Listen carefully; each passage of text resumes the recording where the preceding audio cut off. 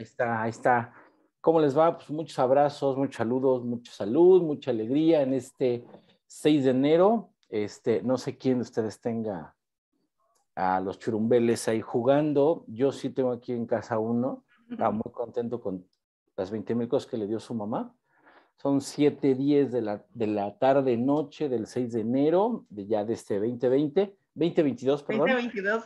Perdón, sí, pues es que yo Nos me quedé quedamos allá antes de yo la me quedé en pandemia. 2018, ¿eh? Sí, yo me estanqué, ¿no? Sí, pues ya 6 de enero del 2022 y pues estamos ya en una tercera sesión, se nos llegó enero, se nos llegó el 2022, ya es la tercera sesión de este seminario que lo que busca pues es discutir, abordar el tema de una publicación que se está redactando por parte de todos los participantes sobre el tema del diplomado en el que todos participamos, ¿no? Que ya es la segunda versión. Algunos de ustedes, como la doctora Abigail, como la doctora eh, Gaby Barajas, como Laura Zapata, como Pili, ¿quién más? Pues ya es Ángel. Ángel, ¿no? Que por cierto se disculpó, ya es la segunda vez que toman el, el, el diplomado, bueno, que lo están impartiendo. Y bueno, en este año se sumó Rodo, al igual que Jonathan, como apoyo técnico, pero también ellos estuvieron en servicio social, con unas tesis, pues, con la temática, ¿no? La doctora Restrepo, que también se sumó, ella como integrante de una cátedra Comecit, ¿no? Le ha dado no un viraje, pero sí un matiz al enfoque de derechos, ¿no? De su trabajo, lo cual me parece magnífico. Y pues también se ha sumado y ha colaborado de manera muy activa, ¿no? Entonces, pues sean todos ustedes personas bienvenidos a esta tercera sesión, tercera y última sesión, antes de la entrega de los manuscritos. Y bueno, pues ya nada más para recordarles, el comité editorial de la UAM Lerma nos pidió que adelantáramos mucho las entregas, su convocatoria pública, y pues nos dejó pues para inicios de febrero, muy, muy corto la convocatoria, por cuestiones presupuestales, técnicas, etcétera, no voy a meter allí, pero tenemos muy poquito tiempo, pero bueno, creo que hemos estado trabajando el tema pues ya desde hace bastante tiempo y pues creo que podemos hacer un buen trabajo, ¿no? Por otro lado, hubo una figura en este segundo diplomado de conferencias magistrales, se ampliaron en el 2020, hubo una de inauguración y hubo una de clausura. Eh, Ahora hubieron cuatro conferencias magistrales. Y bueno, hubo dos personas nacionales, uno muy local que fue el doctor Manuel Canto, eh, Janet Salvador de parte de ACEVAL, que es a nivel internacional también tiene su reputación bastante, bastante bien ganada. Pero los otros académicos muy reconocidos que participaron fueron ahí un paisano de la doctora Restrepo, el doctor Andrés Roth, de Colombia, y la doctora Pautasi de la Universidad de Buenos Aires. Estos dos últimos sí me confirmaron su participación en el manuscrito, y por cuestiones de agenda y todo esto, pues sí me dijeron que no podían participar en estas charlas de Zoom, en este seminario, ¿no? Entonces, se disculpan, pero entonces tenemos un abordaje que va desde los estudiantes que participaron en el apoyo técnico hasta cátedras Comecits, hasta personas que han estado en los dos diplomados, hasta ponentes magistrales internacionales, ¿no? Entonces creo que el bagaje se ha ampliado, la baraja se ha ampliado, y eso, pues la verdad creo que está muy bien, ¿no? Entonces, pues ya, para dejar de hablar, quisiera yo pasarle los micrófonos a ustedes. No sé si en el orden que empezamos, ¿no? Para castigar ahí un poco ahí a Rodolfo, ¿no? No, no es cierto. Pero no sé si quisieran comentar de manera libre, pues cómo van sus avances, cómo vamos para el 21 de enero, y bueno, algunas cuestiones que podamos resolver, ¿no? Eso, o pues le pedimos de favor a Rodolfo que empiece. ¿Cómo ven? Bien. ¿No? Dice, órale, va. Pues te mayoriteamos, mi querido Rodolfo, ¿no? Sin problema. Cuéntanos, Rodo, ¿cómo van Jonathan y tú en su manuscrito? Pienso que ahí vamos. Ahorita les voy a empezar a compartir la pantalla. Ahí te voy a hacer Ahí está, ya eres Voy a hacer a todos, ¿no?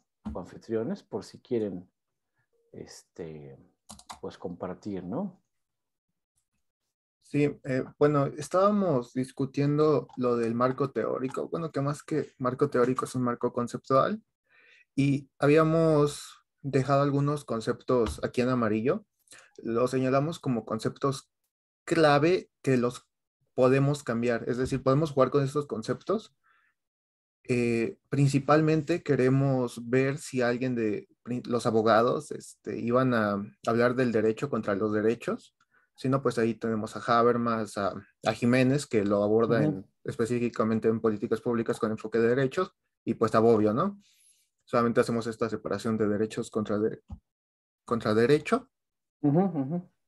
Eh, también queríamos ver si alguien iba a tener el concepto de políticas públicas con enfoque de derechos, pero bueno, que lo fuera que se planteara hacerlo en el libro. Y si no, pues tenemos a Abramovich. Y bueno, también la parte y cerramos, bueno, en general cerramos esto con la concepción de sujetos de derechos por las características del programa que vamos a abordar primero, porque tengo entendido que Jonathan va a abordar también uno del Estado de México, bueno, de padres solteros. Entonces, los sujetos de derechos son importantes y bueno, considero que es lo más importante del enfoque, principalmente por cómo se da el programa a nivel municipal, este rompimiento en el año 2020. Bueno, antes de pasar a eso, y lo más conceptualmente ponemos de intercambio político, las obligaciones, los principios, los elementos esenciales, los contenidos mínimos y los principios transversales como anteojos analíticos para nuestros programas. Es decir, pues con este modelo, con estos lentes, vamos a presentar nuestros programas y qué es lo que podrían mejorar. Perfecto. Sí, pues yo lo veo bien, ¿no? Yo lo veo bien. Varias cosas.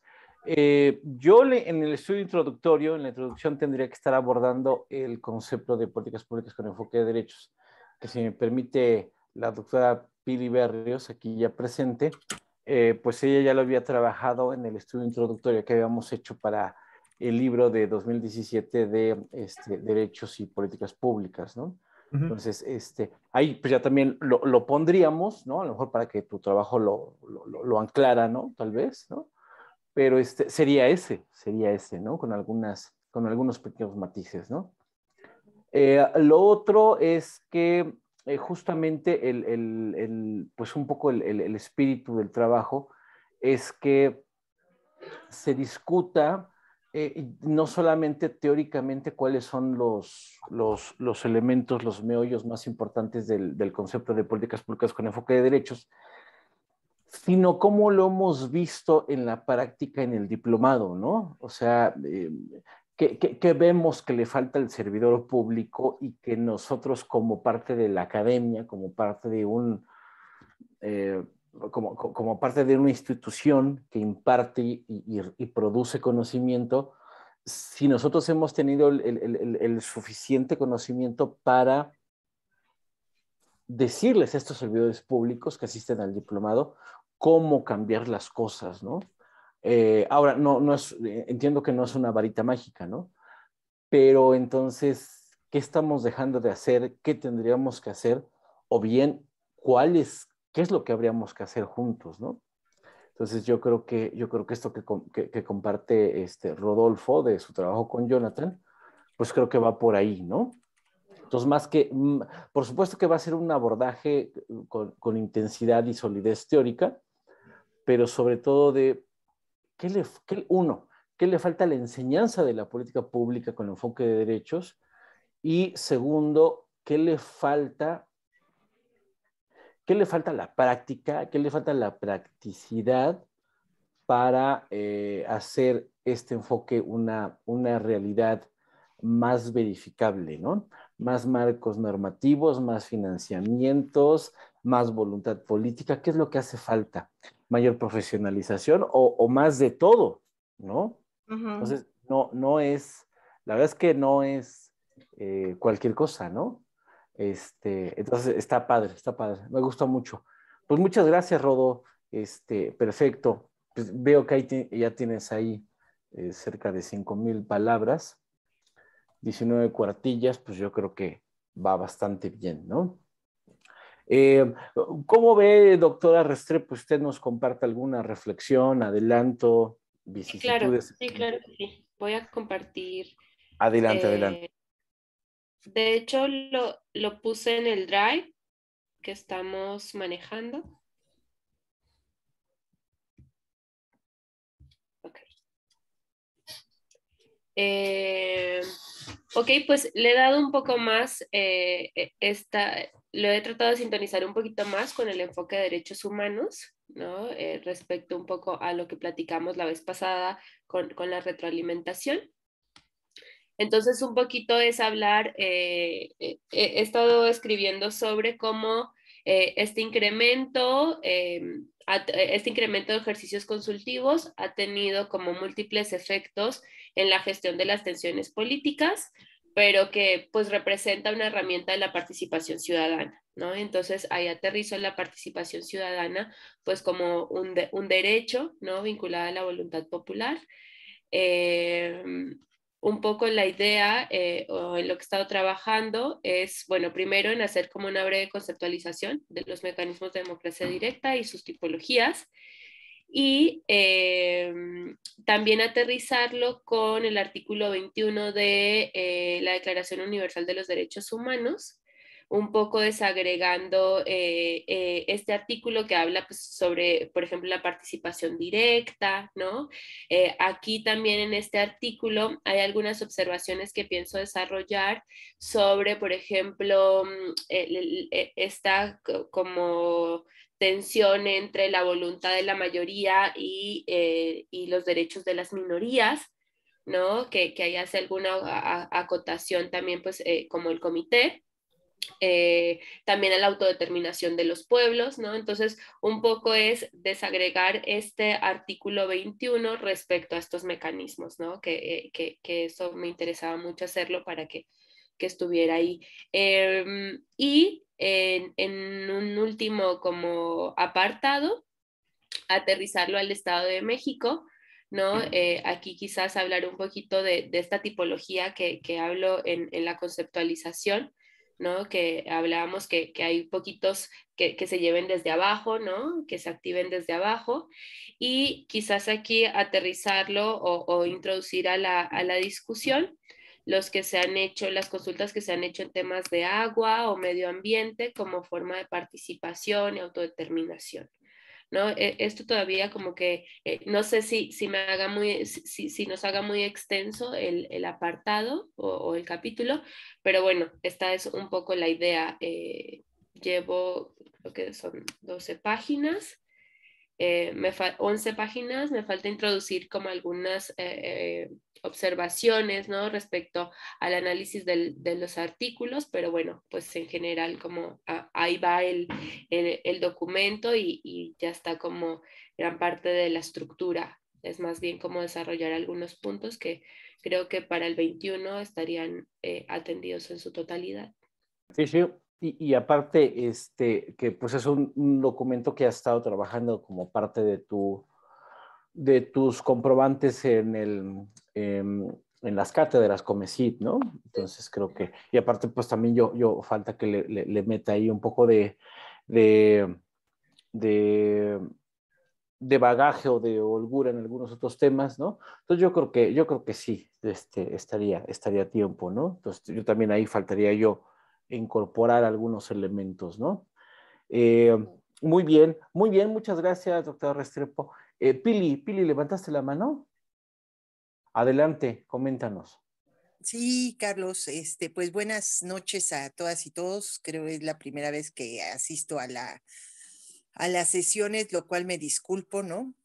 Porque sí, por cuestiones de trabajo no lo había podido hacer, pero sí, no quise pasar de vista porque me gusta mucho el que este texto retome el artículo 21 de la declaración, porque pienso que es muy importante y eso engarza con política pública. Entonces, Exacto. creo que la inquietud que me había surgido en el momento en que trabajé en quizá ambos, ¿no? No tengo el gusto de conocer el trabajo previo de Carolina, pero en esta cuestión de que se engarza con política pública, ¿no? Al darle cabida a la participación de la ciudadanía en los asuntos públicos, ¿no?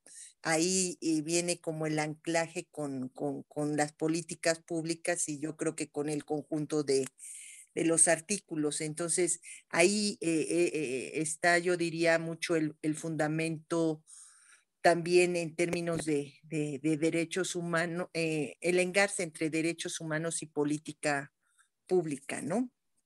Entonces, solo era lo que Sí. quería señalar, ¿no? La relevancia de este artículo 21. Órale, no, pues gracias, Pili, gracias por tus comentarios. Yo creo que ahorita nos comentó la doctora Restrepo que ya lo subió al Drive y pues digo, dependiendo de la comodidad de cada quien, pues pueden irlo subiendo. A lo mejor, yo me quedé con esta idea hace unos 8 años, les soy concreto. Pero yo recuerdo que antes decían que para las comisiones dictaminadoras un buen libro era bien valorado cuando generaba justamente estas sinergias internas, ¿no? Cuando el capítulo 3 citaba el capítulo 7, cuando el capítulo 8 citaba el capítulo 3, y bueno, había como que una discusión interna y que para eso había que formalizarlo justamente en seminarios, ¿no? Entonces, yo creo que el espíritu de lo que habla Pili, pues puede ser ese, ¿no? Entonces, a lo mejor, pues si nos hicieras favor de echarnos una leidita ahí al texto que ha subido la autora Restrepo, pues estaríamos totalmente encantados, ¿no? Con alguna valoración tuya o etcétera, ¿no? Pero sí, Pili, pues muchas gracias, muchas gracias. Muchas gracias. ¿No? Sí, en algún momento hice un trabajito, creo que de 3, 5 cuartillas sobre este artículo. Voy a ver si lo encuentro porque ya tiene sus años. Pues pásalo, Pili, lo Y hay algunos citamos, elementos, ¿no? sí. Sí, Nos sería de muchísima utilidad. Muchas sí, gracias. Pili, por favor, ¿no? Sí, porque para mí fue sorpresivo, ¿no? En la especialidad esta de derechos humanos, que hubiera alguien que hablara sobre el derecho a la participación en los asuntos públicos y Sí, que es poco conocido. Entonces creo que sí hay que darle eh, relevancia pues a este fundamento, ¿no? Del marco normativo internacional. sí. Fíjate que ahorita, De hecho, hay poca literatura que los vincule. Por ejemplo, ahorita que estaba preparándolo, hay poca literatura que vincule como quizás más estos, o están estudiadas las consultas desde el punto de vista electoral, ¿no? Pero no están vinculadas con este enfoque de derechos y eso me gustó muchísimo porque pues ahí hay un espacio donde nos podemos insertar en la discusión, ¿no? sí, Que, que me abrió ese panorama precisamente este grupo, ¿no? Veámoslo por ahí, ¿no? Entonces, sí creo que hay una ausencia en la que nos podemos insertar y pues muchas gracias por la observación. sí, porfa, Pili. Y un comentario que ahí no supe si llegó hasta el final, pero por ejemplo, el 14 de febrero del 2019, cuando se dio la circular número 1 del gobierno mexicano, de la no participación de organizaciones civiles, se promovió un amparo y el fundamento legal iba a incorporar este artículo, ¿no? En el amparo que se desarrolló. Entonces no supe qué tanta cabida le dieron a esta fundamentación legal, pero como un caso también, al menos para una nota al pie o algo que podría darse, ¿no? Sí, sí, sí. Pero voy también a tratar de rastrearlo. Sí, de hecho, por ejemplo, gran parte de los ejercicios consultivos se han dado más en el marco del convenio 169 de la OIT. De hecho, estaba pensando en incluirlo, pero dije, no sé si cause ruido. Ahí sí, lo pongo un poquito sobre la mesa a ver qué piensan, porque muchos municipios se han acogido más bien a ese tratado, sobre todo por la población indígena, ¿no? que es muy claro en ese artículo. Pero quizás ponerlo como en las dos discusiones, ¿no? Como es el marco quizás internacional en el que están insertas esta idea de participación a través de consultas. Uh-huh. Sí, yo ahorita lo estaba googleando, pero no, ya ha parado de revisión. Muy bien, muy bien. Sí, yo quería hacer algunos comentarios, pero justamente para no detenernos tanto en este caso y generar una fluidez, a lo mejor en un segundo momento somos una ronda, qué sé yo. Pero sí, pues gracias, Pili, por este detonante. Y pues sí hay mucha tela de dónde cortarle, ¿no? No sé, yo quisiera pedirle de favor a la doctora Gaby Barajas, si nos pudieras comentar cómo va su escrito, ¿no? Y a ver, pues platíquenos, por favor. Claro, yo creo que va bien, o sea, de que está el 21, está el 21, ¿no? Hemos estado trabajando, Abigail y yo, estamos haciendo un artículo conjunto y estamos contentas. Quizá no estamos en posibilidad de presentar un documento tan extenso como el de Rodolfo o el de Carolina, pero tenemos ya la estructura. Es más, me gustaría compartir la introducción para que ustedes puedan tener una idea de qué se trata el trabajo. Permítanme. ¿Es coanfitriona? Ahí está. Muy bien. Sí, entonces, el trabajo se titula Planeación, Programación y Presupuestación con enfoque de derechos humanos, apuntes para el caso mexicano. Y la idea es precisamente aterrizar en una cuestión muy particular, en esta idea que dice Carlos de que son muchas cosas las que tendrían que considerarse para promover este tipo de enfoques en México. Bueno, nosotros nos detenemos en una cuestión que consideramos fundamental, que es esta cuestión de cómo le hacemos para planear, programar y presupuestar con este enfoque, porque lo consideramos fundamental, lo consideramos como un punto de partida necesarísimo, ¿no? Para esto, bueno, definimos como objetivo del capítulo el analizar la pertinencia de realizar cambios en los procesos vigentes de planeación, programación y presupuestación del gasto público a nivel federal necesarios para lograr el diseño, instrumentación y evaluación de políticas públicas con enfoque de derechos humanos en México. O sea, nosotros vamos a analizar qué cambios tienen que realizarse en los procesos vigentes, que son este asunto de la gestión basada en resultados, ¿no? Para poder avanzar en la instrumentación del enfoque en México. Para eso definimos ya la introducción de manera muy, muy clara como un esfuerzo para tener nosotros pues como la ruta que estamos siguiendo. Y entonces partimos porque lo necesitamos, partimos de una definición de enfoque de políticas públicas con perspectiva de derechos humanos, muy inicial, quizá muy elemental, pero que nos permite pues tener claridad de dónde estamos paradas, ¿no? Y entonces lo definimos como una metodología con un objetivo ético, político, administrativo, que es lograr que los compromisos y obligaciones del Estado en materia de derechos humanos se incluyan como parte de las políticas públicas, siendo la mejor forma de garantizar el ejercicio efectivo de tales derechos en la vida cotidiana de las personas. Entonces, partimos de esa definición y luego definimos 3 razones por las cuales es muy importante para el caso de México reflexionar sobre el enfoque de políticas públicas y buscar su implementación en nuestro país.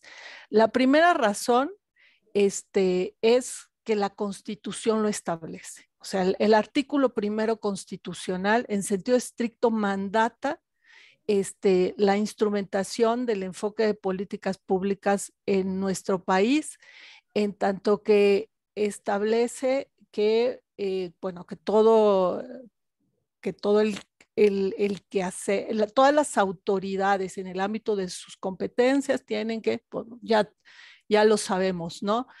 Tienen la obligación de promover, respetar, garantizar los derechos humanos de principio de conformidad con los principios de universalidad, interdependencia, indivisibilidad y progresividad. Y entonces ahí reflexionamos un poco en torno a este mandato. Luego, la segunda razón es que los problemas en México no terminan de resolverse, se van como acumulando. Hay un problema en la hechura de las políticas en nuestro país, entonces se tiene que buscar una salida. Entonces, esa es la segunda razón por la que habría que revisar la manera como se están haciendo las cosas en materia de políticas en México. Y la tercera razón, bueno, ya ahí está estructurado el rollito, pero para nosotros fue muy importante como aclararnos estas cuestiones. Y la tercera razón es que desde nuestra perspectiva, el aparato administrativo público en el gobierno de Andrés Manuel está en una especie de impas. O sea, el modelo de hechura de políticas, la forma de presupuestación está siendo pues cuestionada por Andrés Manuel, no solamente en el discurso, sino hay una serie de situaciones que están paralizando la forma, el funcionamiento del aparato administrativo público como estaba operando, ¿no? Todo lo que tiene que ver, de nuevo, con gestión basada en resultados, una serie de reformas legales y de hechos en concreto están limitándolo, ¿no? Tan solo la definición del plan, las características del Plan Nacional de Desarrollo de Andrés Manuel dinamita totalmente lo que son la gestión por resultados y el presupuesto basado en resultados, ¿no? Entonces, esa es la tercera razón que hace urgente que nosotros revisemos el enfoque de políticas públicas con perspectiva de derechos humanos como una alternativa. Entonces, no nos vamos a centrar en las diferentes etapas del proceso presupuestal, sino en la que tiene que ver con la planeación, programación y presupuestación. Entonces, aquí reflexionamos sobre esta última cuestión y decimos, todo lo anterior plantea la necesidad de reflexionar sobre la pertinencia de cambiar el enfoque a partir del cual se diseñan las políticas en nuestro país. Y entonces hay que revisar la pertinencia de hacerlo con perspectiva de derechos humanos.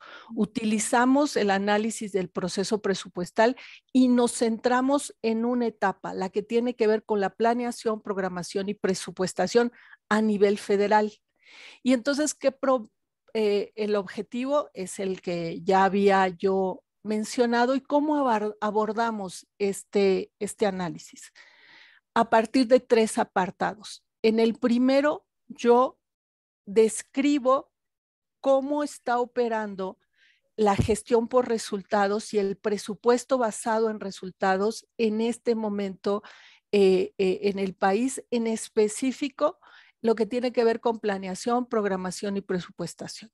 Ese es el primer apartado donde al final se destacan cuáles son los nudos más difíciles de resolver en estas cuestiones de la planeación, programación y presupuestación, y que tiene que ver con la planeación. O sea, a partir de la revisión de 2 coyunturas importantes en la historia administrativa del país, que es la reforma del 76 y la reforma de Zedillo del 2000, de 1995, lo que se observa es que la planeación en México no es una planeación para el desarrollo nacional como está requerido por el marco institucional. O sea, el marco institucional nos requiere una planeación para el desarrollo nacional y lo que hay son ejercicios de planeación estratégica prácticamente de las dependencias vistas como organizaciones. Entonces, tenemos limitadas, con objetivos muy limitados. Cada dependencia revisando cuál es su ámbito de atribución y cómo está el asunto, sin tener una visión de país. Entonces, lo que se muestra es que ante un problema en los documentos básicos de planeación nacional, luego la programación y la presupuestación no terminan, que al final de cuentas la programación y la presupuestación son ejercicios de planeación anuales y entonces no tienen rumbo. Esto después lo vinculamos con el capítulo 2, en donde Abigail, a partir de revisar los principios más generales de los derechos humanos, plantea qué entendemos por el enfoque de derechos humanos y destaca los elementos fundamentales. Entonces, lo que hace Abigail es qué es el enfoque de derechos humanos de manera más profunda, cuáles son sus elementos centrales para en el capítulo 3 nosotros reflexionar de manera concreta, y estamos avanzando en ese asunto, ver qué es lo que se tiene que cambiar en concreto en México, ¿no? O sea, ya muy, muy aterrizado, qué tendríamos que cambiar en términos de planeación, de programación y de presupuestación. Y como hacemos un ejercicio de análisis histórico, ese análisis histórico nos está ayudando a ver qué es lo que tenemos que cambiar. ¿Cómo se cambió en el 76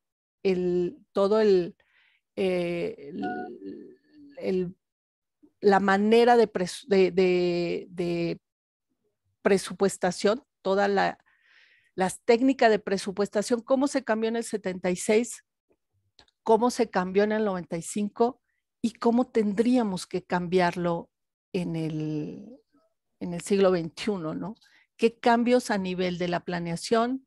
¿Qué cambios a nivel de la programación? ¿Y qué cambios a nivel de la presupuestación? Por ejemplo, a nivel de la planeación, no hay vuelta de hoja. Tenemos que planear en términos de derechos humanos.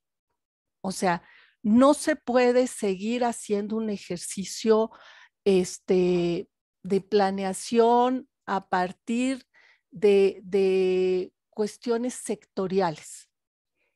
El eje de esa planeación tienen que ser los derechos. Se tiene que dar un vuelco a la manera como se organiza, como trabaja la administración pública.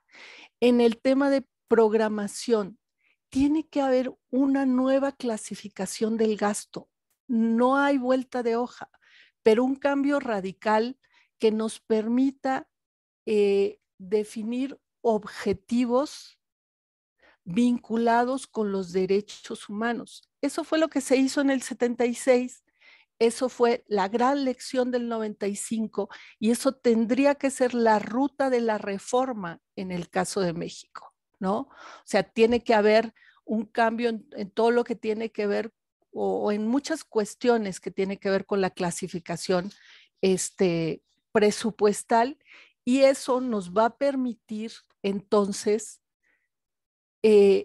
definir montos, ¿no? Definir montos que financien los objetivos pertinentes, o sea, los objetivos relacionados con acciones que nos lleven a atender los derechos humanos y no otro tipo de acciones. Entonces, bueno, está todavía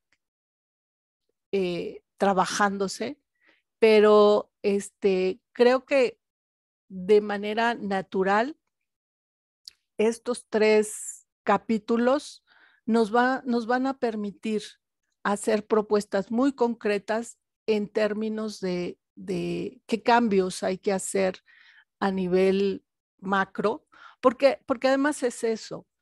Esta es una visión macro de los cambios que se tienen que llevar a cabo en el aparato administrativo público para avanzar en materia de políticas con perspectiva de derechos humanos, ¿no? Entonces, ahí vamos. Yo estoy confiada en que sin problema vamos a tener el trabajo para el 21. Y bueno. Eso es seguro, ¿no? Yo me quedo más bien con la boca abierta en todas las hipótesis que se desatan y que va a abordar este capítulo, que digo, ¿es un capítulo, Gaby, o es un libro, ¿no? Lo que ustedes van a hacer. No, porque en realidad son unos temas bien complicados, ¿no? Desde lo que mencionaste de lo voy a decir con mis palabras, no con las tuyas, ¿no? Voy a utilizar mis palabras, pero de esta enemistad de Andrés Manuel ya no con ciertos sectores, ¿no? Sino que si en algún momento se hablaba de la disminución del Estado, de hacer un Estado estrecho, pues ahorita creo que es lo mismo con el aparato administrativo, ¿no? El administrador público es el enemigo para Andrés Manuel, o sea, no tiene que haber administradores públicos para él, o sea, no sirven para nada, ¿no? Hay que quitarlos y dar directamente subsidios y que la luz se prenda y se apague solita, no sé. Entonces, la pregunta que me deriva de esta cuestión que ya se ha discutido, ¿no? ¿Hasta qué punto quiere reducir? O sea, entiendo que hay una burocracia sumamente inflada, que el PRI, el PAN, el PRD la exponenciaron sin mucho sentido. Estoy de acuerdo. Estoy de acuerdo que Andrés Manuel la quiera reducir. Sí, pero ¿hasta qué punto? Hasta el punto de la desaparición. Ahora, en términos a lo mejor muy técnicos, ¿cuál es el tamaño de administración pública que se requiere para que los administradores públicos diseñen e implementen políticas públicas con enfoque de derechos? Porque al rato nos vamos a quedar sin administradores públicos y eso yo creo que la solución no va por ahí. Entonces, yo creo que ustedes ya tocan ese tema, ¿no? Esto que dices sobre de que es una planeación, si lo entendí bien, Gaby, es una planeación que se queda o que se queda enlodada en la herramienta, es decir, en la planeación estratégica. No estoy diciendo que la planeación estratégica esté bien o mal. Lo que estoy diciendo que lo que yo entiendo de lo que dices, Gaby, es que la planeación no va enfocada hacia el desarrollo, sino que se queda únicamente en la planeación estratégica, en la herramienta, en el uso técnico de la herramienta, pero no se desdobla hacia el desarrollo. Entonces, ¿dónde queda la planeación, no? Y si a eso le sumamos que es anual, con todo el reduccionismo que implica lo anual, ¿no? Y pues claramente dices, no tiene que ser sectorial, tiene que ser con enfoque de derechos, no puede ser sectorial, y pues ya no una reforma, sino esta revolución de, pues sí, se necesita una nueva clasificación del gasto, porque si no, pues vamos a seguir comprando cajas de archivo muerto, cajas de hojas, papel bond, mientras que los problemas públicos están ahí afuera, ¿no? Entonces digo, por eso yo me quedé con la boca toda abierta, así de, ¿en serio van a abordar todo esto en un capítulo? ¿No? Ahora, y que Pili ya levantó la mano ahí, ¿no? Sí, que hable ¿no? Pili. Que hable Pili. Y ya con esto finalizo. Pero esto me gusta también porque pues, no, hay que ver dónde vamos después de esto, ¿no? Uno, no está aquí la doctora Carla Ortega, pero pues tenemos abierto un número también de la revista que ellos dirigen, que está indexada, y que ahí podríamos ir ramificando todo esto que se genera, o sea, hacer de este libro un detonante, ¿no? Y ver dónde lo vamos trabajando. Entonces, por eso me gusta que tengan tantos temas. Ya, me callo. Pili, adelante, por favor, coméntanos. Sí, disculpa, pero no ubiqué la metodología inicial y no sé si después de cada No. participación había comentarios, pero lo que se me viene a la mente es esta cuestión de lo que plantean, ¿no? Abigail y Gaby en la necesidad de un presupuesto con enfoque de Claro, derechos claro. en la administración pública. Y entonces a mí se me viene a la mente la experiencia que ya hubo en la Ciudad de México, en donde hasta donde yo me quedé resultó fallida, ¿no? Porque creo que durante la administración de Ebrard, y ahí Alejandro, no recuerdo el apellido, quizá Laura Zapata sí lo ubiqué, de esta organización, Laura, que fueron De los que... GESOC. De GESOC. De GESOC. Alejandro Arreola, creo que es, ¿no? Ahorita lo Arreola, busco. sí, Arriola no me suena, pero se llama Alejandro y es GESOC. Le hicieron una guía al gobierno de la Ciudad de México para que implementara presupuesto con enfoque de derechos humanos y pues lo que alcancé yo a ubicar fueron solo 3 cuestiones. Una, que para la burocracia, para la gente de la administración pública, les resultaba como muy complicado porque se aunó al presupuesto con enfoque de género. Y entonces decían, ¿cómo resolver toda esta cuestión de que nos pide el Instituto de las Mujeres, que nos piden el programa de derechos humanos? Y bueno, entonces ahí se sometían como a mucha presión, a una camisa de fuerza para poder resolver los requerimientos de diferentes instancias. Y la otra, en donde terminó siendo como una especie de simulación, en donde los presupuestos ya asignados solo le colocaban el membrete del derecho, ¿no? Por ejemplo, compra de tenis escolares, ¿no? De tenis, ¿no? Para la población escolar. Y entonces decían, con esta compra de tenis escolares se cumple el derecho a la educación. Entonces también era como medio falaz el asunto, ¿no? Pero sí de ubicar que ya hubo una experiencia en la Ciudad de México y habría que quizá, bueno, no sé si en el artículo, pero solo lo coloco como un referente de qué fue lo que dificultó esta intención, ¿no? Ajá. Sí, sí, Pili. Es más, yo creo que estaría bueno terminar ese artículo y después hacer uno entre las tres, revisando esa experiencia, fallida, pero además también lo que viene, todo lo que han hecho en términos de planeación, lo que están haciendo, este nuevo marco institucional para la planeación en la Ciudad de México. Yo creo que puede ser un avance mucho más importante que lo que hizo Ebrard de esta nueva clasificación presupuestal, porque el corazón del asunto es la planeación. O sea, lo que se tiene que hacer es una planeación con enfoque de derechos humanos y de manera secundaria, ya para instrumentar, hay que tener una clasificación que dé cuenta de cómo se atienden los diferentes derechos humanos a partir del quehacer de las diferentes dependencias. Pero como con EBRAT se siguió planeando como siempre, ya después era como un parche, ¿no? Tratar de ver como para qué servían los recursos. Sí, sí conozco algunos trabajos que dan cuenta de esta experiencia. Sí, efectivamente, totalmente fallida, y lo que muestran es que las 3 etapas tienen que transformarse. Una, como fue el caso de la programación con EBRAT, no sirve de nada, ¿no? Y no deriva en una presupuestación con enfoque de derechos.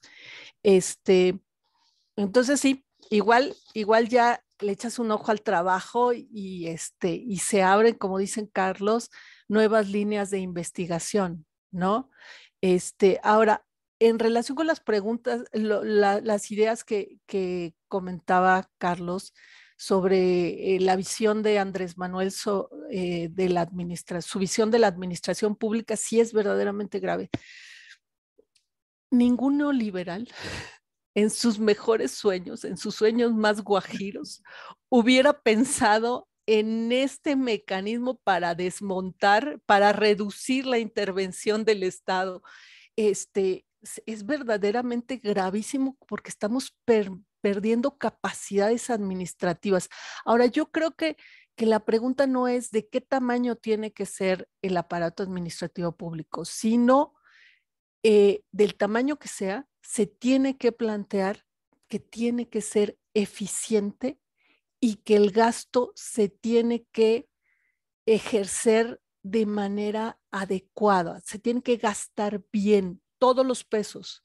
O sea, el tema no es la austeridad, no es reducir, que no ha reducido Andrés Manuel ni un peso del gasto público. O sea, eso de la austeridad, entendiendo austeridad como reducir el gasto, no se ha dado, ¿no? O sea, ha desviado, por decirlo de una manera, desviado muchos recursos hacia sus proyectos estratégicos que claramente tienen un corte electoral, ¿no? Pero bueno, para apaciguarle el alma a Carlos, ya tenemos una manera de abordar estas cuestiones, o sea, tan amplias, tan generales, o al menos en el apartado el apartado 2 que estoy elaborando yo, para explicar cómo es los procesos de planeación, programación y presupuestación en este momento. O sea, se revisa la reforma administrativa y de manera muy puntual del 76 y vemos cómo se establece el sistema de planeación democrático, ¿no? Y cómo ese sistema queda cojo al momento en que se desaparece la SPP, ¿no?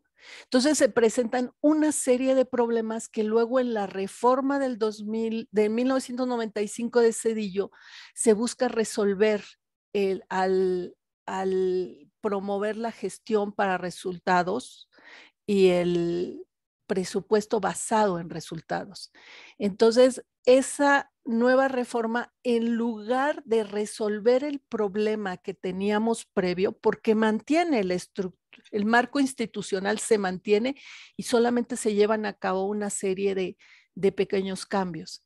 Entonces, lo que tenemos posteriormente es esta forma de presupuestación bastante limitada, ¿no? Que arrastra problemas desde el 76 y luego que en el 95 se suman otra serie de dificultades. Hay una transformación del aparato administrativo público del 2000 al actual, hay un gran cambio. ha habido avances de manera muy importante, sobre todo lo que tiene que ver con evaluación, con acceso a la información, con auditoría, o sea, cómo se ha fortalecido la Auditoría Superior de la Federación, son cuestiones muy importantes, pero hay problemas, son los nudos los que destacamos en ese apartado, ¿no? Nudos que después van a ser revisados a la luz del enfoque de derechos humanos y planteando como propuestas iniciales. Entonces, bueno, en eso estamos. No, pues está re bueno el tema, ¿no? Y pues sí, de eso se trata los seminarios, ¿no?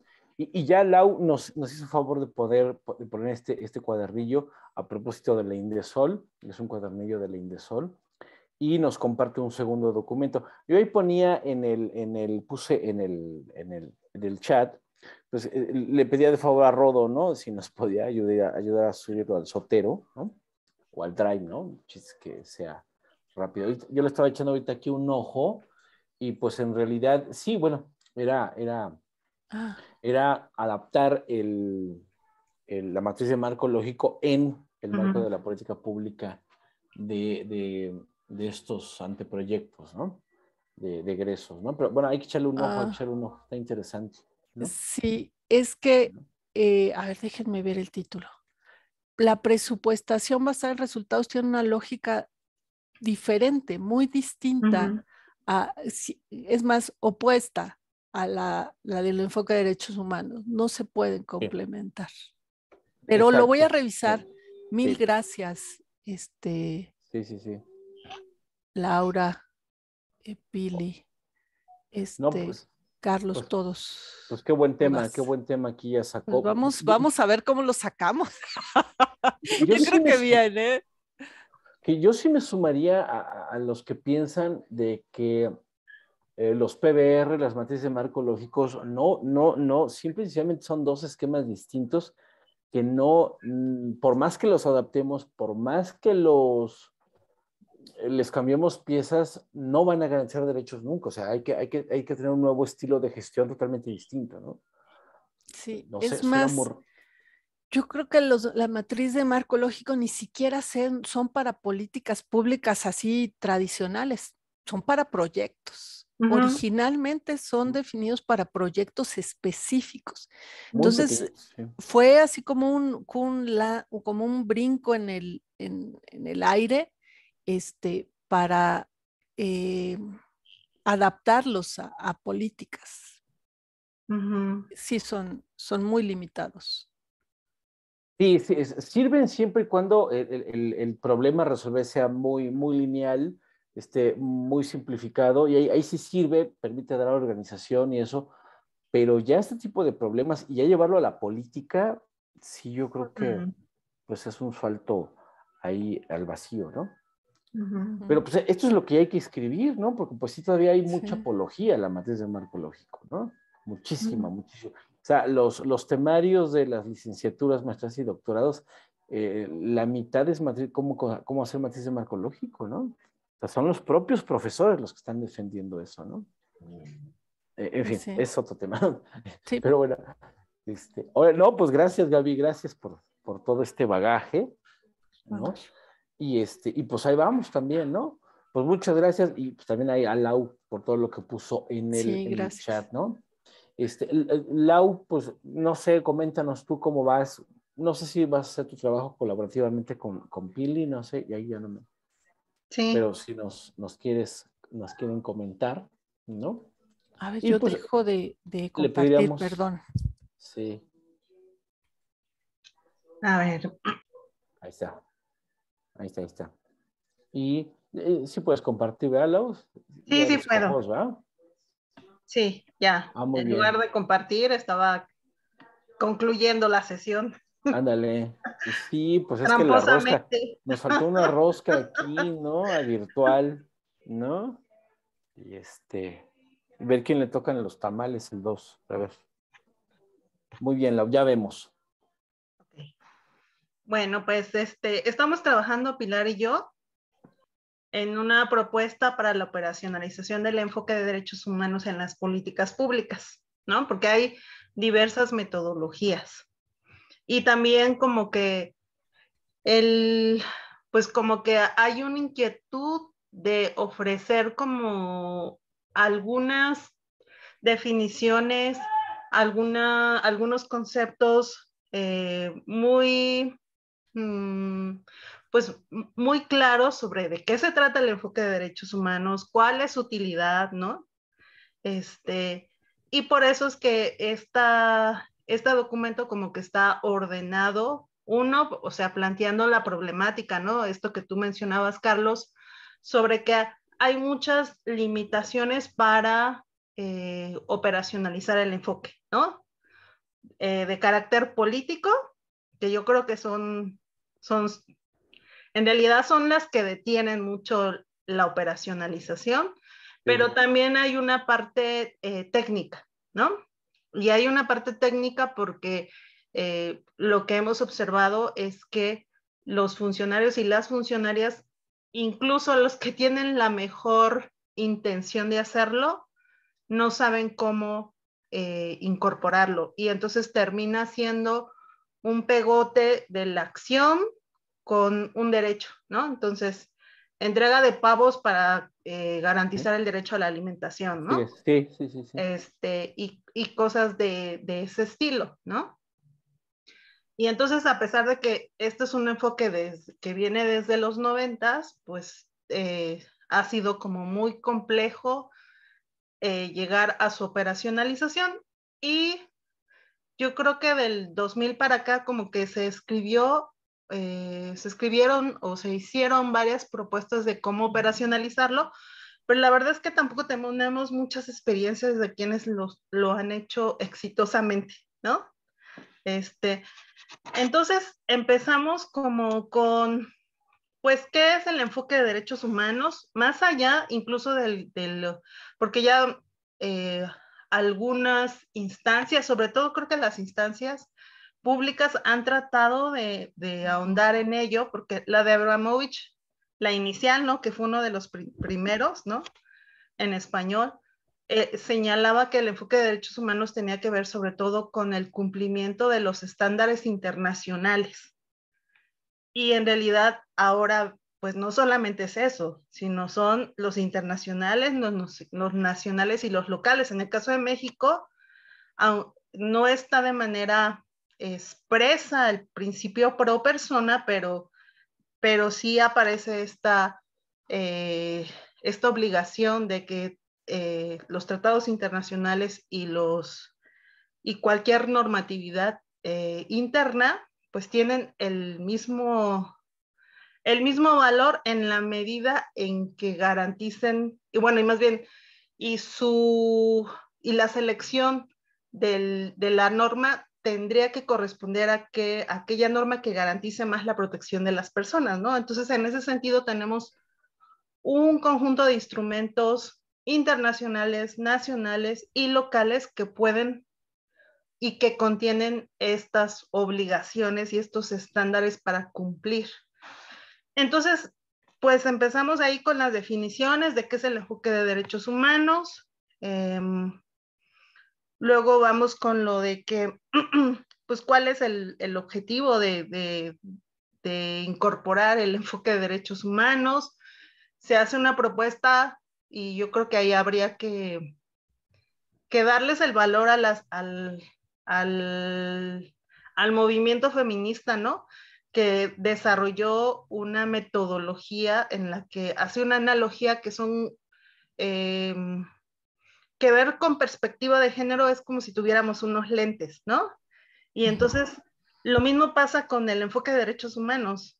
Son unos lentes que nos permiten ver la realidad, pero que nos permite ver otras cosas, ¿no? Este trato injusto, inequitativo, desigual, ¿no?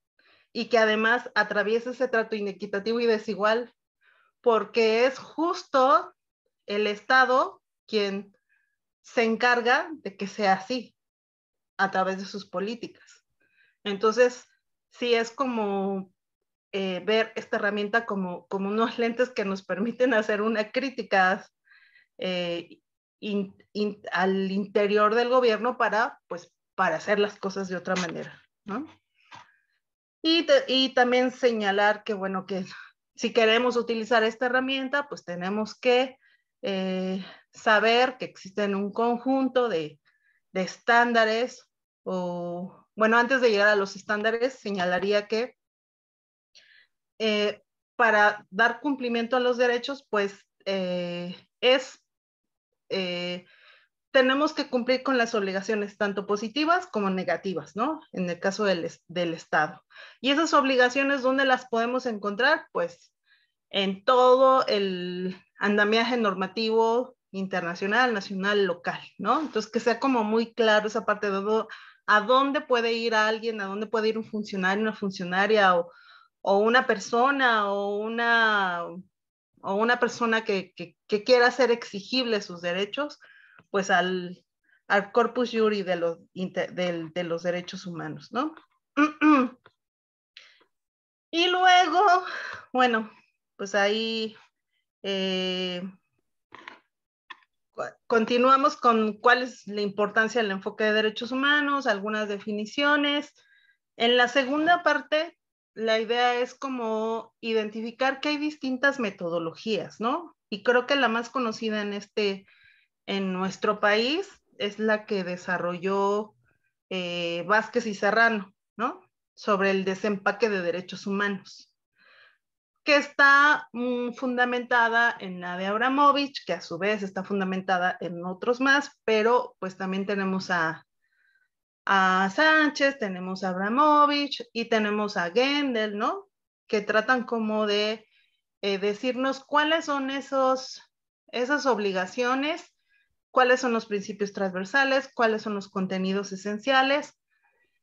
Y pues la idea es como ir tratando de ver cuáles son aquellos en qué coinciden y en qué cosas no son similares, y agregar como algunos elementos más. Uno de ellos que pocos autores manejan es esta parte del territorio, ¿no? O sea, como que no aparece en el enfoque de derechos humanos, y sin embargo es un elemento que debiera de estar presente, porque pues dependiendo de cada territorio es como se van van aterrizando las políticas, ¿no?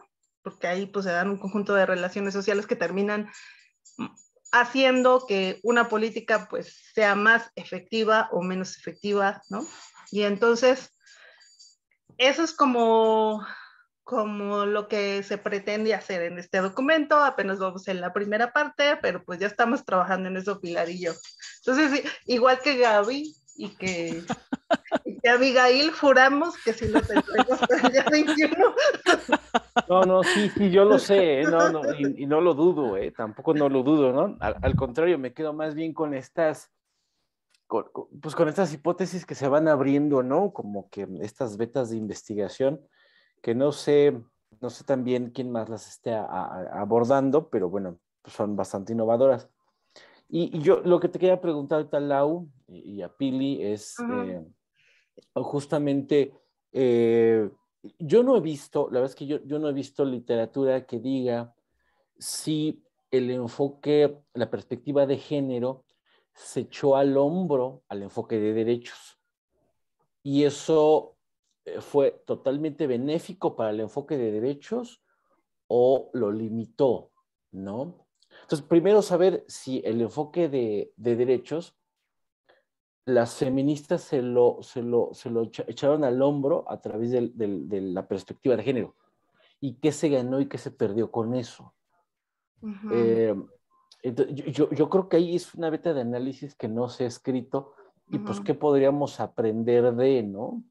De decir, bueno, este es el enfoque de derechos y esta es la perspectiva de género, y uno posibilita, uno potencializa, por ejemplo, yo siento, esto es una opción muy personal, yo siento que, por ejemplo, los derechos de los sectores vulnerables, sobre todo de de personas con discapacidades, se fueron atrás de la sombra de las feministas y ganaron mucho a partir de lo que ellas empezaron a abrir. Pero esta es una óptica muy empirista, ¿eh? Yo la vez que no he visto escritos donde se diga que la punta de lanza fue una, pero los que acabaron ganando fueron otros, ¿no? Entonces, en esa relación entre los derechos, quién gana y quién pierde y cuál es lo más estratégico, ¿no? Entonces, me quedé con eso, perdón, Lau, pero pues sí, yo también coincido en que pues también hay que superar, no superar, pero sí retroalimentar pues lo que ya vimos con Gendel, con Abramovich, y llevar la discusión hacia otros parámetros, ¿no? Entonces, incluso al propio Daniel, ¿no? Que es un poco un pues una persona que creo que llegó a los derechos, que visualiza los derechos humanos ya como un callejón sin salida, ¿no? Él nos dice, a ver, ya el enfoque de derechos es un callejón sin salida, ¿eh?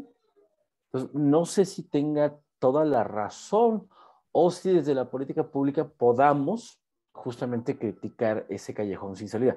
Pero repito, estoy diciendo cosas en voz alta, pero creo que eso abona a muchas discusiones que podríamos detonar a partir de este texto, ¿no? Pili levantó la mano. Pili, si nos quieres comentar. Bueno, pues primero, digamos, ahí agradecer en mucho, sobre todo porque, pues por un lado yo me había planteado trabajar sobre cuestiones de planeación, pero la falta de coordinación previa, ¿no? De mi parte con Lau, pues ella nos esperó y dijo, yo voy por aquí, entonces, y lo cual es excelente, y ahí agradecer su disposición, pues, a que mantengamos el trabajar juntas en aras de eso, ¿cómo se dice? De no agrandar un material, ¿no? Que se ha dicho que es uno de los criterios fundamentales. Y lo otro que también es agradecer una discusión que yo creo que ya hemos dado en trabajos previos, Laura y yo, ¿no?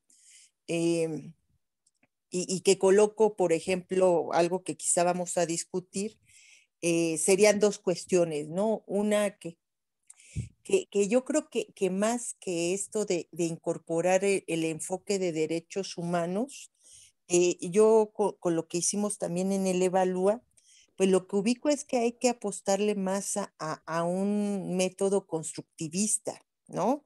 Que eso, por ejemplo, Sí, Miriam Carrillo totalmente. lo ha hecho como mucho Sí. hincapié en términos de la evaluación, y Pasar yo del pienso positivismo al constructivismo, ¿no? al constructivismo y en función de las condiciones, pues hacer uso de la caja de herramientas, ¿no? O sea, porque yo creo que definir una metodología cerrada y digamos cerrada y unidireccional nos cierra las posibilidades. Entonces, por ejemplo, creo que eso de algo más constructivista, algo que en algún momento también definimos con el trabajo juntas en Evalúa, fue de la relevancia del problema público, ¿no? Así como Gaby y Abigail dicen, en la planeación como que se define lo que puede ocurrir en la presupuestación, dentro de la dinámica de las políticas públicas, pues también una definición hecha en clave de derechos, pues contribuiría a incorporar otro tipo de herramientas en el proceso, ¿no? Que podrían contribuir bajo esta lógica constructivista y de caja de herramientas, ¿no? Entonces, yo diría ahí estos dos aspectos. Y un tercer aspecto, bajo esta perspectiva constructivista de una fuente que no hemos aprovechado del todo, son las observaciones y recomendaciones del Comité de Derechos Humanos al gobierno mexicano, por ejemplo, ¿no? En donde yo creo que ahí hay pistas de lo que se debiera hacer y que no se ha visualizado, pero insisto, esto no lo discutí previamente con Lau, y quizás sean algunos de los temas de cómo aterrizar hacia la propuesta más metodológica, ¿no? Que es un poco el horizonte que la U definió como el objetivo del curso, ¿no? Dar pistas metodológicas a la administración pública para incorporar el enfoque, ¿no? Y yo en ese sentido coincido plenamente en el objetivo, pues digamos, práctico, ¿no? Del ejercicio de reflexión. Híjole, no, pues es que qué temotas van saliendo, ¿no? Gaby Barajas alzó la mano. Adelante, Gaby. Gracias, Pili. Sí, yo sé, yo sería de la idea, de que anotemos esos temotas y que los retomemos después de esta publicación, ¿no? O sea, este tema que plantea Pili de la planeación con enfoque de derechos, para mí es casi una necesidad existencial. Sí hay que entrarle, esta reflexión sobre la relación entre el enfoque de derechos humanos y el enfoque de género también es súper interesante.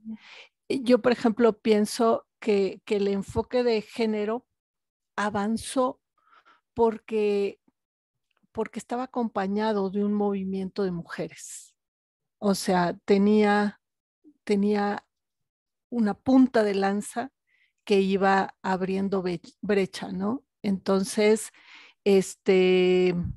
no creo que se coma uno al otro, sino que yendo el enfoque de mujeres con una visión, con un enfoque al final de cuentas limitado, empezó a generarse una serie de contradicciones que ahora limitan su avance y desde mi perspectiva, el enfoque de derechos humanos le permite abrir la mirada, ¿no? O sea, ¿a qué me refiero?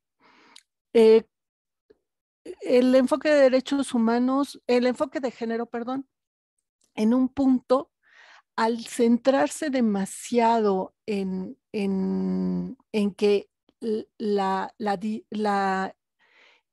el papel subordinado de las mujeres pareciera el problema más grande y el único que tendríamos que tener en la mirada para resolverse, al final tiene un diagnóstico equivocado, propone medidas equivocadas y se autolimita. O sea, por ejemplo, todo este debate sobre la violencia de género está tan centrado que es imposible ver que esa violencia de género se inserta en México en una violencia generalizada y que la respuesta a la violencia de género pasa por atender la violencia generalizada en el país, que nos tiene en una situación casi de catástrofe humanitaria, ¿no? Entonces, yo sí pensaría que abre la mirada. Con el enfoque de género se enriquecería, con el enfoque de derechos humanos, el enfoque de género se enriquecería y abriría nuevas rutas y nuevos avances, pero hay muchos intereses en esta idea de que el enfoque de género está vinculado al movimiento de mujeres. Hay muchos ya intereses concretos de lana y de puestos y de instituciones que pues limitan su avance, pero esa es una discusión que yo creo que sí tendríamos que retomar. Ahora, el asunto de la caja de herramientas, de las políticas como caja de herramientas, me parece ideal. Y es más, el enfoque del análisis, más no el enfoque, el análisis del proceso presupuestal, yo lo metería como una herramienta más en esa caja cuya utilidad es aterrizar en lo concreto el modelo de hechura de políticas. Desde mi perspectiva, el análisis del proceso presupuestal nos permite ver cómo funciona en concreto el mexicano el aparato administrativo público, cómo es el marco institucional de las políticas. Entonces, trabajarlo en esa línea me parece como muy importante. Entonces, invitaría a que anotáramos temas y retomáramos este seminario, ¿no? Y sí, no, no, totalmente de acuerdo, Gaby, y, en lo primero que dijiste y en lo último también. Y en esto último, se está grabando, ¿eh? Yo por eso estoy grabando siempre las sesiones Es y las buenísimo. subo, e incluso son públicas, ¿eh? Pues también para que se quiera sumar, Para porque que no digan de más. no, no, al contrario, yo Estoy creo que bromeando. yo creo que las personas interesadas por ahí pueden googlear, pues como uno lo hace, y de repente te topas con un video ahí en YouTube de unos loquitos que están discutiendo esto en la UAM, ¿no? Entonces, yo lo hago con ese sentido, ¿no? Entonces, sí, yo creo que pues todo el trabajo lo está haciendo Zoom, o sea, uno no pone ni cámara, uno no pone Facebook Live, uno prende el Zoom y el Zoom lo graba solo, nada más hay que subirlo al YouTube, ¿no? Entonces, está padre, ¿no? Y y pues sí, miren cuántos temas no van saliendo ahorita. Y pero bueno, pues yo creo que es bueno, ¿no? Que más que llegar a un punto estrecho híjole, esto ya va terminando, pues qué gusto fue conocerlos, pero yo creo que más bien en esta última sesión del seminario nos topamos con esta idea de, híjole, y todas estas cosas abiertas hay que seguirlas trabajando, ¿no? Y hay un chorro de conectores y pues a mí me parece una forma bastante, eh, pues padre, bonita, que todas estas cartas a los Reyes Magos pues justamente estén abiertas, ¿no? A la escritura y pues hagamos la carta, ¿no? Sigámosla escribiendo, ¿cómo ven? ¿No? Entonces, pues no sé si alguien quisiera comentar, reaccionar, dar alguna última reflexión, pero Pues tal vez yo. órale, no, pues a ver, Lau, adelante. Bueno, pues es que yo creo que bueno, yo lo que he observado es que en el movimiento feminista tratan como de reivindicar que su perspectiva de género, pues es la que nos va a permitir como analizar muchas cosas, ¿no? Incluso se pelean con la perspectiva de derechos algunas de ellas, ¿no? Y creo que no tiene por qué haber esa pelea, en realidad coincidiría con que son complementarias, ¿no? Y que incluso hay otras perspectivas que es necesario sumar, ¿no? Entonces, porque lo que nos permite ver son cosas diferentes, ¿no? Con mayor detenimiento la perspectiva de género, estas brechas que hay entre el género, pero en el caso de los derechos nos permite ver las brechas de desigualdad, ¿no? Independientemente del género, ¿no? Porque hay otras cosas que hacen que nos den un trato diferenciado, ¿no? Y no solamente es el género. Lo segundo que decía Daniel, ¿no? Esto de que ya las políticas públicas con el enfoque de derechos humanos, pues ya no tienen Ya cabida, fueron. pero, Ujú. ajá, pero, y bueno, y a lo mejor está en ese tenor porque pues ve que existen otro tipo de problemas, ¿no? Sobre la impunidad, la corrupción, las desapariciones forzadas que ya parecían superadas en los 90, pues son más que obvias, ¿no? Ahora. Pero yo creo que en realidad es una discusión que no terminó de darse, o sea, que empezó y que más bien, como nadie ha sabido destrabar eso, se trata como de omitir. Sí, Y sí, lo sí. real es Ujú. que no existen, o sea, cada quien planea en función de lo que él cree que está bien, ¿no? O sea, de lo que le dice la norma, de lo que incluso a veces políticamente le es señalado al funcionario, ¿no? Así de, ahora requiero que atiendas tal territorio porque es el que me va a proveer de votos, ¿no? Votos. Entonces, yo creo que más bien es como continuar con ese tema y tratar de operacionalizarlo, reivindicarlo. Y me hizo mucho sentido ahorita que dijo Gaby esto de que la perspectiva feminista caminó porque había un movimiento de mujeres. Y entonces creo que también lo que hace falta para una perspectiva de derechos humanos es un movimiento de ciudadanos y ciudadanas, ¿no? Que empujaran eso, porque esa es la otra limitante. O sea, yo recibo despensas porque es lo que creo que merezco, ¿no? Y no creo que merezco el derecho a la alimentación en toda su integralidad, ¿no? Entonces, pues sí, o sea, como que me parecieron muy interesantes todas las aportaciones y creo que debemos de continuar con esa discusión. Y pues sí, con eso cerraría. Sí, porque esto que dices de Daniel Vázquez, sí, a lo mejor, y yo por eso metafóricamente lo puse en un callejón de sin salida, pero a lo mejor nosotros podríamos destrabar eso, ¿no? Es decir, no es un callejón de salida, es la caja de herramientas que se requiere. Es que no hay que verlo moralizantemente a los derechos humanos, sino metodológicamente. Entonces, verlo metodológicamente implica meterse en el gasto, implica meterse en la implementación, implica meterse en la política pública, ¿no? Entonces, a lo mejor puede ser algo que pueda exponenciar todo esto, ¿no? Por ahí veo a la doctora Restrepo que alzó la mano. Adelante, doctora Carolina.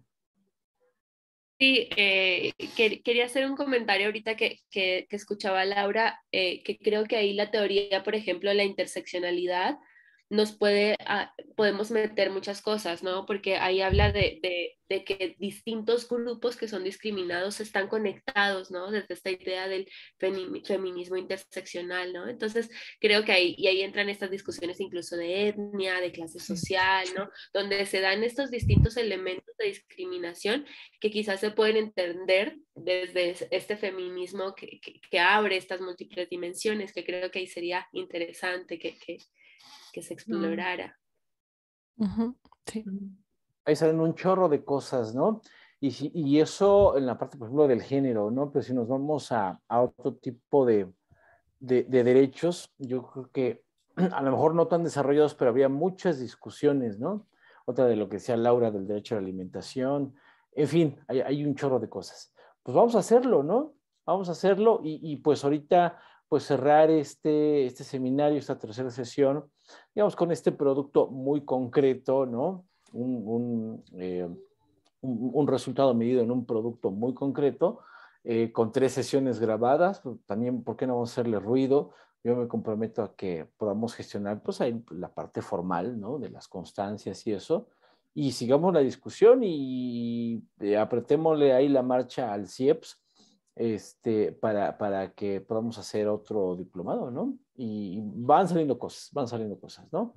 Entonces, pues yo muy gustoso de estar compartiendo estos días, estas reflexiones con todos ustedes, y pues no me queda más que pues seguirles deseando pues un buen inicio de año, y pues a ver, en la medida de lo posible pues vamos a vernos, ¿no? Ahí con la medida de lo posible con la pandemia, ya habrá oportunidad de festejar, ¿no? Esperemos que sea para bien ya de un libro concreto, ¿no? Entonces yo los mantendré al tanto.